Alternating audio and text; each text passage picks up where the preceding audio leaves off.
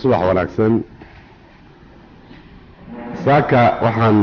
u jeclaystay inaad halka isugu timaadaan inaan idin kala hadlo waxyaalaha aan isleeyahay danta caamka ah waxay ku xiran tahay shaqadeena iyo ragga badiisa waxa suuro gasha inaanu iska naqaan banaanka laakiin cadaalad ragga haya in haddana aanu wajiga iska baranno anigu inaan barto waxa suuro gasha iyagu intooda badano inay yaqaaneen saad u tihiin dawladdu waxay ka koobantaa xubno badan oo xubnahaas badan mid walba haddii ay hawsheeda sida xalaasha u haysato dawladnimadii markaas ay suuro geli karto xubinta adinku aad haysaan waxay ka mid tahay xubnaha qiimaha dheer u leh dawladnimada suurowgeeda haddii aynan jirin ama aynan caafimaad qabinna ay dhici karto dawladnimadaasu mid magaca inay noqoto haddaynu maskaxdeenna dib ugu noqonno waxaynu arkaynaa iyada oo dalkoo idinaba uu si u bacsanaa oo si aan hufnayn us ahaa haddana dhutinta weynu waxay ku suurowday cadaaladda inayan sidii loo rabay aynan ahayn iyada oo sababuhu ay fara badan yihiin oo haatan qof khaasa aan la saari karin haddii aynan taasu dhicin cadaaladdu ay ku joogi lahayd amaba loo dayn lahaa hawsheedii inay sidii xaqa u qabsato ma ay dhici karin haba yaraata ee maamulkii xumaa oo dalka lumiyey dibna u dhigay hore u socodkii adduunkoo idil jiray taa waxaan u leeyahay haddeed wixii xumuuba sharci baa ku fadhiya oo sharci baa jira baab qaban hayaa jira haddee baabka haddii lagu qabto waxay la tahay tuuga ma dhacdeen laaluushu ma dhaceen waxa haatan loo baxshay musuq maasuq ma dhaceen waxa saad u og tihiin nimankii khabiiriinta ahaa ay ugu yeereen waa siyaasaddaa doonaysa oo beenta ahaana ma ay dhaceen wixii siyaasadu doonayso iyo waxayn doonayninna waa kala caddaan lahaayeen haddii sharcigu sidii loo soo dejiyey ama aynu kitaabada ugu dhigannay usu fuli lahaa taa yacni waxaan idinka xusuusinayaa habowgii hoggaanka dalku ishabaabay hooyadiisii waxay ka mid ahayd ama waxayba ahaydba sharciga oo shaqadiisii aan qabsanin waxaa isweydiisla marka habowgaasu maxaa u sabab ahaa ma ragga qaaliyaalka ayaa u sabab ahaa mise waxaa u sabab ahaayeen siyaasigii mise waxaa u sabab ahaayeen nidaam xun oo dhashay maxaa u sabab ahaayeen waxaan odhan karnaa markaa sababuhu waa badan yihiin haddaba si aanan midna waxba ugu dhimin waxay ku hagaagsan tahay sababtu si kastaba ha ahaadeene cadaaladdu sidii qumanayd uma aynan fulin muddadii aynu soo dhaafnay maanta taariikhdeennu meel dheer bay ka soo bilaabatay laakiin 21kii oktoobar waxay furtay baal cusub maanta baalkaas cusub ayaynu wax ku qornaynaa isaguna waxa weeye wax walba dhabbihii xalaasha ahaa inay ku fulaan cadaaladdu waa inay ku fushaa qolada sharciga samaysaa waa inay ku fushaa qolada shaqada maamulka dawladduna waa inay ku fushaa shicbiga soomaaliyeed waa inuu ku fulaa nin shaqaaluhu waa inuu ku fulaa beerleydu waa inay ku fushaa xoolo dhaqatadu waa inay ku fushaa dadka tacliintu waa inay ku fulaan nin walba waddo cad buu leeyahay waddadiisa waa inay ku socdaan taasu waxay marka suuro gelinaysaa dad qoom ah oo dawlad ah oo socda oo sharaf leh inaynu noqonno yay suuro gelinaysaa haddii qolaba dhabbaha xaqa ay ka leexato oo u weydaarato qolada kale dhabbaheeda wax walba markaa waa markay isku qasmahayaan kadibeedna waxay dhalaan ay tahay xumaan iyo musuq maasuqii foosha xumaan waxaan leeyahay marka bacdama intii revolutionka us dhacay amaba dadka salabka sida ay xukunka dalka la wareegeen iyo intay dawladda dhiseen intaba aynan suuro gelin adinkoo qaasa inaan idinla hadlo saaka yacni sababteedu taas bay ahayd saaka ururkeennu ama aniga ujeeddadaydu waxaa weeye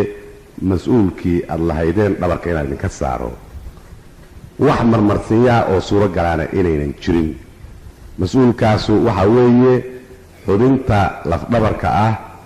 xubnaha badan oo dawladdu ay ka koobanto adinka haysaan qaaliyaalka iyo hayaan meel kastaba ha joogeen shuruucdii waddanka lagu wadi lahaana giddigood waa dhigan yihiin oo mid aan oolino ma jiro ama ha noqdo midka casriga ha noqdo ama midka sharciga ha noqde mid aan dhignayno ma jiro waxaan idin weydiisanayaa inaad fulisaan sharciga oo sida xaq aad u fulisaan waxaa caadada adduunka ama taariikhda aan ka akhrisan jirnay ama haddaanu dalalka adduunka aanu marno aanu la kulannaa monumentooyin waaweyn ama yacni sawirro waaweyn oo muxuu ahaa meelaha caasimadaha dawladaha hore u kacay ka dhisan oo ay u dhisan yihiin niman qaaliyaal ah oo geesiyaal ahaayeen oo la dagaalamay shubada ama laaluushka oo la dagaalamay cadaalad xumada oo la dagaalamay xataa madaxdooda oo ka hor istaagay dadkoodu amaba dalkoodu inuu waddo xun qaado oo iswaayo nabadgelyo ama cadaalad iswaayo annagu xaq baanu u leenahay raggaasu inay naga soo baxaan ku dagaalama cadaaladda geesiyaala aan ka baqin damaaciga adduunka kuwa hor istaaga tii xumayd oo qolada ahayd oo lala ordi jiray hor istaaga kuwa cabsi geliya hor istaaga waanu u baahanaa annaga naftanadu waana adinka hadda saaka iyo hor fadhiya ragga ku duuli karaa qiirada caynkaasa oo marka sharaf wanaagsan soo hoysan karaa mid haddii laydin fiiriyo adinka oo sharfaaya qaaliga ninka la yidhaahdaa qiimaha uu leeyahay ragga cadaaladda maamula qaarkood laakiin annagu kulli baan u naqaanaa ninkii haya muxuu ahaa cadaaladda fulinteeda mas-uulkeedu uu saaran yahay oo idil baanu u naqaanaa saa yacni waa u baahan tahay soomaaliya inay hesho wiilal noocaas ah oo taariikhda adduunka ah wax badan baan aniga naftaydu la kulmay ama akhristay qaali aad iyo aad looga baqo laakiin baqdintaasu ayaan ahayn inuu dad uleeyo baqdintaasu ayaan ahayn inuu muxuu ahaa wax kaleeto sameeyo laakiin haybadiisa laga baqo ka timid naqidda uu naqahayo sharciga oo uusan marnaba ugu asxaanfalaynin oo turjubaan xaq ah keliya waxaan idinka rajaynayaa baalkii cusba oo taariikhda soomaalidu ay ka bilaabatay aniga oo tixgelinhaya ama adinka oo ka bilaabahaya in aad shaqadiinna u gudataan sida fiican geesinimada ah wadaninimada ah islaamnimada ah waan sheegay maalin dhoweydna haatanna waan idinku celinhayaa annagu haddaanu nahay dadka sulubka sida ama hubka sida amaba guddiga sare oo muxuu ahaa revolutionka ka kooban ma doonayno inaad dadka noo xirtaan bilaash ma rabno annaga waxaanu dagaalkanagu uu ka koobmay cadaalad xumada inaan la dirirno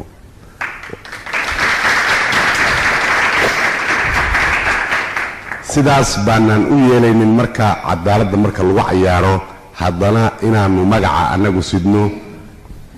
xumaantana dad kale ay sameeyaan taas ma yeeli mayno sharci naga xidhaayaana ma jiro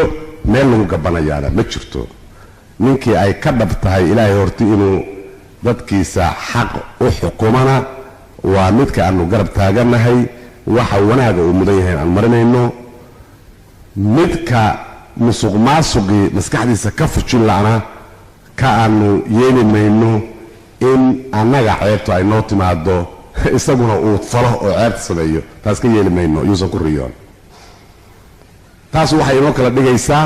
haddii kalsooni shaqadaada inaad ku qabsato ma rabno inaad naga baqdo ma rabno sekretariga cadaaladda inaad ka baqdo ma rabno inaad qolo kale ka baqdo damiirkaaga inaad ka baqdo waddankaaga inaad ka baqdo ilaaha inaad ka baqdo oo xaq aad marka ku fuliso taas baan kaa doonaynaa waxaanu doonaynaa inaad shaqayso oo saacadda u dhigan dowladda waxaa weeye halka saac ama 7 nin walba si u yaqaan in shaqada la tago in saacadda qayiman iyadana oo go'aan laga baxo ma ogolaan karno 5 saac nin shaqo tagaaya dadna u soo xoreysan yahay oo xabiska isugu jiro ma ogolaan karno muxuu ahaa midda la yiraahdo xorriyadda dununta ah oo laynoo dhigayna yeelimayno waxaan idinka doonaynaa Soomaali ahaan inaad gidiga u kacdaan oo shaqada aad u fulisaan faylalka badan oo iskor saaran meel walbaba dalka Soomaaliyeed oo dadkii iyaga muxuu ahaa faylalkaas ku saabsanayeen ay xariga ku jiraan taasna ma ogolaan karno oo qalad weeye awalan cadaaladii baad marka hore ku gafaysaa dad yeesho leesh qof insaan ah oo ilaahay abuurtay oo xornimadiisa aad ka qabatay meel kuugu xiran ayna fududahay in aad ama danbaad leedahay ama laguma la atraada midda labaadna waxayba u tahay cadaawad dhaqaalaha dalka la diriraysa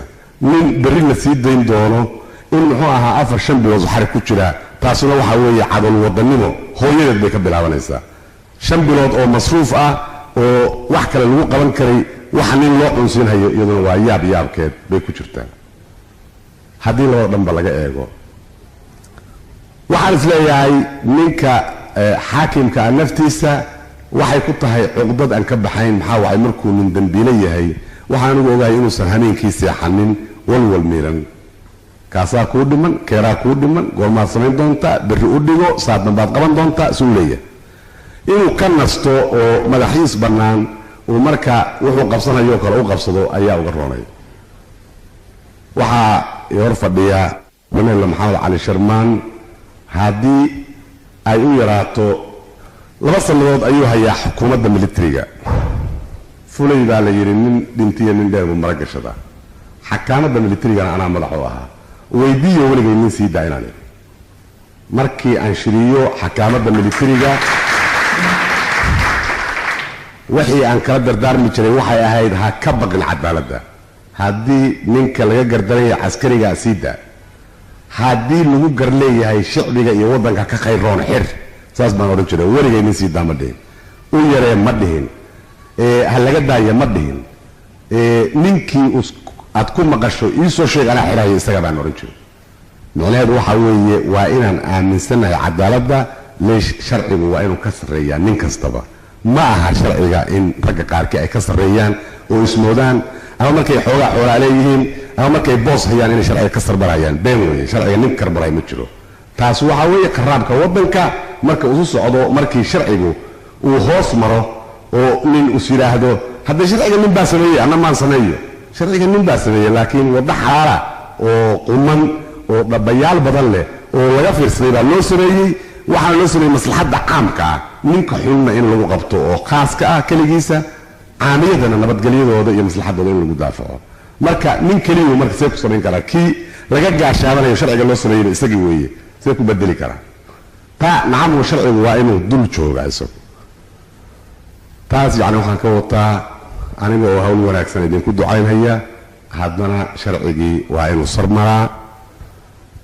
ninka laakiin naqahaya naftiisu waa inuusan u qaadan mar hadduu isagu naqahayo sharcigii inuu yahay isagu sharciga ma aha waa ka turjumaanaya keliya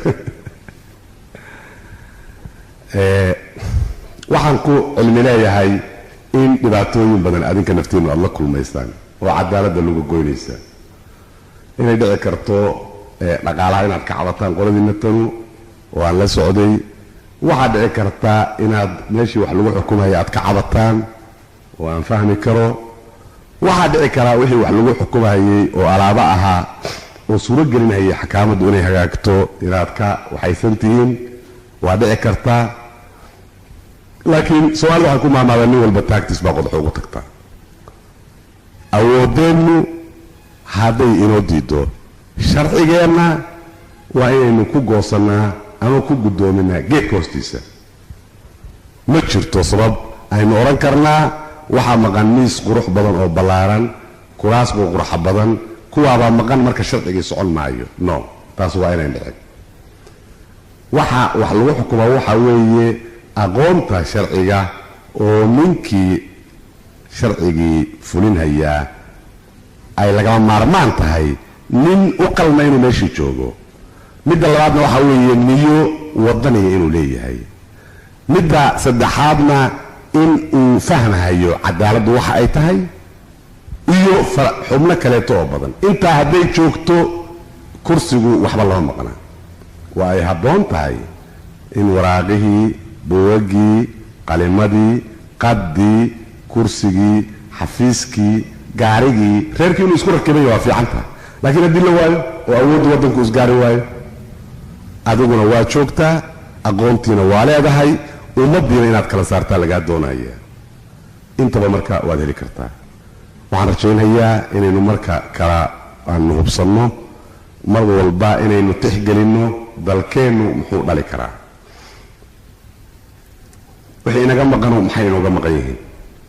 haddii awalto aynu saaraynay maamul xumo ballan baan idinka qaadahayaa maamul xumo waxna laga xadab maahe waxaanu anagu guddoominay inayan jiraynin wixii naga xadana ragga ku shaqalo hadday ku qabtaan inaan laga daba tegayn oo noo siidaa waa qaraabadannada inayan yeeraynin kuwaasna adinkaan idin keeni doonaa waxaan rajaynaynaa xukunkooda inaad marisaanin waa kuwii naga xadaa annaguna saas aanu guddoominaynin waxaan ku soo koobahayaa dadka inkasta oo aad sharcigii ku jirtaan oo sharciga dadkii madaxda u aad tihiin annaan ka xumahay inayan suuro geli karin halka in lagu soo urursho qaaliyaalkii waddanka balse aan hubo adinkuba aad u warrami doontaan anagu waxaanu suuro galsinaynaa haddii alla idmo aniga iyo revolutionary councilba ama armed forces in aan annaguna aanan ku joorfalin anaana u ogolaan qolo ku joorfalaysa sharciga adinkana waxaan idinka rajaynaynaa ka turjubaanida sharciga aanu kuna tashanayno in aad muxuu ahaa wax ka qabanaysaan anigu waxba ka sheegi maayo hadalla badan oo lagu hadlo laakiin caqli iyo faham adinkaan idin daynaya السلام عليكم ورحمة الله وبركاته